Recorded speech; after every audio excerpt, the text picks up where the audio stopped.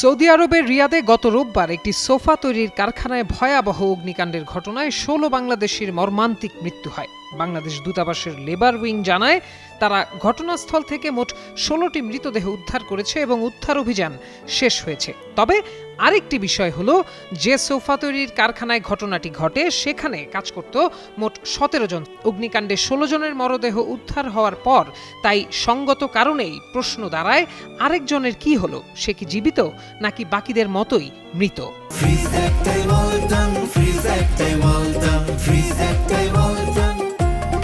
এ বিষয়ে দূতাবাসের labour wing প্রবাসী কল্যাণ মন্ত্রণালয়কে জানিয়েছে, হাবিবুর রহমান হাবিব নামে ওই ব্যক্তি কারখানায় কাজ করতেন। ঘটনার সময় বাইরে থাকায় দুর্ঘটনা থেকে বেঁচে গেছেন হাবিব। সংবাদ মাধ্যম বিবিসিকে খোদ হাবিবুর রহমান জানান, স্থানীয় সময় রোববার দুপুর ১:৩০টার দিকে তিনি চুল কাটার জন্য সেলুনে গিয়েছিলেন। ফিরে এসে দেখেন কারখানায় আগুন জ্বলছে। হাবিবুর আরও জানান, তিনি ও নিহতরা নিজেরাই ওই কারখানাটির মালিক ও শ্রমিক ছিলেন, অর্থাৎ আসবাব বানিয়ে নিজেরাই তা বিক্রি করতেন।